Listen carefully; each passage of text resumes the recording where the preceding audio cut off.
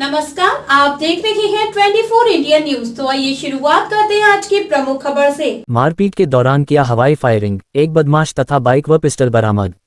जनपद जौनपुर के जफराबाद क्षेत्र के कादीपुर गांव के पास रविवार को मारपीट में अपने मित्र की मदद करने आए युवक ने हवाई फायरिंग कर दिया। फायरिंग के बाद वह भाग गया। दूसरे बदमाश को ग्रामीणों ने पकड़कर पुलिस को सौंप दिया। बाद में पहुंची पुलिस ने फायरिंग वाला पिस्टल तथा बाइक को बरामद कर लिया।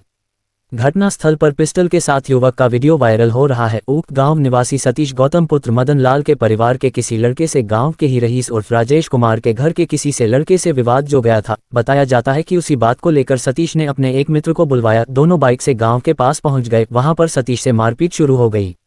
उसी दौरान वहां पर मौजूद लोगों ने भी उन दोनों का विरोध करते हुए सामने आ गए। गांव के लोगों ने सतीश को पकड़ लिया। लोगों का उग्र रूप देखकर दूसरा युवक भाग निकला। घटना की सूचना पर थानाध्यक्ष रमेश कुमार महफूज मौके पर पहुंच गए। वहां पर लोगों ने थानाध्यक्ष से भागे गए बदमाश को पकड़ने के लिए बहस किया। इस बारे में सीओ सिटी देवेश सिंह ने बताया कि उक्त गांव के रईस उर्फ राजेश तथा सतीश के घर के बच्चों के बीच बच्चों का विवाद हो गया था। रईस उर्फ राजेश ने दूसरे गांव के युवक को बुलवाकर मारपीट करने लगा। मारपीट में जब मौजूद लोगों ने उन दोनों पर हमला किया तब रईस उर्फ राजेश को गांव के लोग पकड़ लिए। दूसरा युवक पिस्टल से फायर करते हुए भाग गया। मामला था, आज अब लोग मुख्यालय पे आए हैं। मामला ये था, आज दिनांक 31 तारीख है और मामला ये पूरा ये था कि ये हमारे छोटे भाई चाचा के लड़के हैं जिनका नाम सतीश है।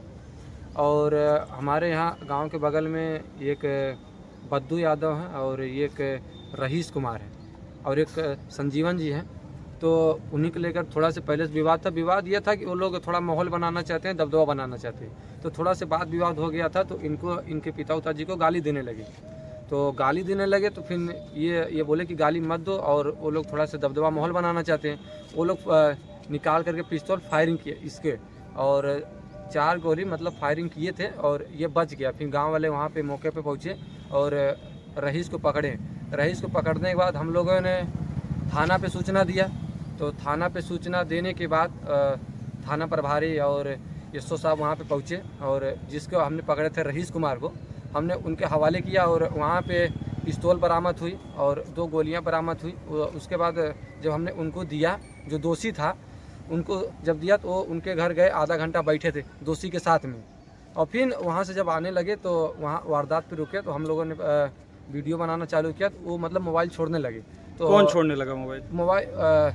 थाना प्रभारी थे जिनका नाम रमेश चंद्र है। तो वो छोड़ने लगे। तो हम लोगों ने बोला भाई वीडियो बनाना हम लोग का संविधान अधिकार देता है। उसी को लेकर हाथापाई हो गई। फिर उसी में जाति सूचक गालियाँ देने लगे। और फिर उसके बाद बोला कि तुम्हारा ज़िंदगी ख़राब कर देंगे। फिर हमको ज़बरदस्ती हमको मारने लगे। और मारने लगा आपको? वो रमेश थे, रमेश चंद्र, जो थाना प्रभारी हैं इस समय जफराबाद के।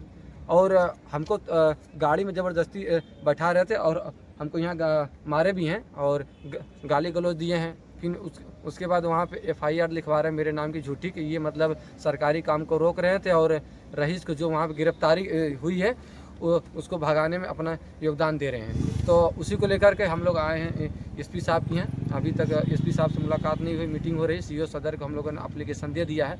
आज तो संडे है तो हम लोग सोचे थे कि DM के यहाँ देंगे, लेकिन अगर सुनवाई नहीं होती है फिर इसके बाद हम लोग का संविधान अधिकार देता है, हम लोग इलाहाबाद जाएंगे, हाई कोर्ट जाएंगे। यहाँ से सुनवाई नहीं होती है तो हम लोग सुप्रीम कोर्ट तक जाएंगे। आर्टिकल 32 ये कहता है कि हम लोग सुप्रीम कोर्ट अपनी आवाज़ को वहाँ लेके जा सकते हैं। तो लेकिन ये जो पुलिस प्रशासन है, देखा जाए ये एक तरीके से तानाशाही है। अगर आप गलत नहीं कर रहे हैं तो आप वीडियो बनाने से क्यों रोक रहे हैं? और ये देखिए हम लोग ही गोली खाएं और हम लोग को भी ऊपर फिर से पुलिस प्रशासन हम लोग के ऊपर दबाव दे रहे और मार रहे। और यहाँ पे आए, हम उनका नाम नहीं लेना चाहते, लेकिन हम लोग एक संगठन चलाते हैं जिस संगठन का नाम है भीम संगठन 0007 जौनपुर। हम लोग जौनपुर में समाज की आवाज़ को मजबूती से बुलंद कर रहे हैं। लेकिन प्रशासन को या इन मनवादियों को क्या लगता है कि हम लोग इसमें तानाशाह कर रहे हैं, लेकिन हम लोग का तानाशाह कुछ नहीं। हम लोग के ऊपर दबाव डाला जा रहा है, बोला जा रहा है कि तुम मारे जाओगे। हमारा नाम युवराज बोल रहे हैं कि तुम मारे जाओगे, तुम ज़्यादा नेतृत्व करते हो। हमारा कहने का मतलब है कि अगर समाज की आवाज़ को उठाना भी एक तरीके से अब वो बन गया है इस सरकार में। हम लोग जहाँ से हम लोग भी गोली खाएँ और हम लोग ही फिर ऊपर से शासन प्रशासन से मार खाएं, दबाव आए। और अभी हम आए हैं SP के यहाँ, पूरी हमारी गांव आई है, लेकिन अभी तक SP साहब इस पे वो नहीं दे रहे। लेकिन हम SP साहब से मिलकर हम चाहते हैं कि जो वहाँ पे थाना प्रभारी हम लोग साथ ऐसी हरकत किया है उसको नौकरी से निलंबित किया जाए और जो भी कानून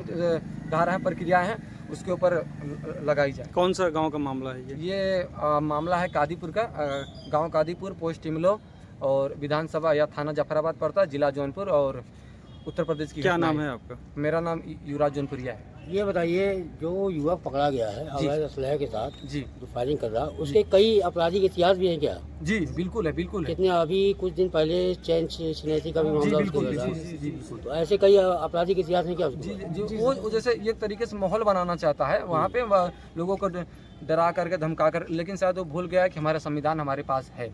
और जब तक हमारा संविधान हमारे पास है, कोई भी हो, चाहे शासन हो, प्रशासन हो, नेता हो, मनवादी, कोई भी हम लोग ऊपर थाना अध्यक्ष क्या उस आरोपी बचाने चक्कर में पड़े? जी बिल्कुल बचाएंगे। आधा घंटा बैठने का मतलब क्या है बताइए? हम लोगों ने जब दोषी को वहाँ पे पकड़ करके दिए हैं, तो फिर उसको लेकर के वहाँ जाने का क्या मतलब है उनके घर? और हमको बोलने के रहे वहाँ गए थे बरामद करने, जब यहाँ आपकी गिरफ्तारी हुई है तो आपको ले जाने। दूसरा आरोपी पकड़ा गया कि नहीं? नहीं, अभी नहीं पकड़ा गया, अभी तक नहीं पकड़ा गया। दूसरा नहीं पकड़ा गया। जी, पकड़ा गया, अभी दो नहीं पकड़े।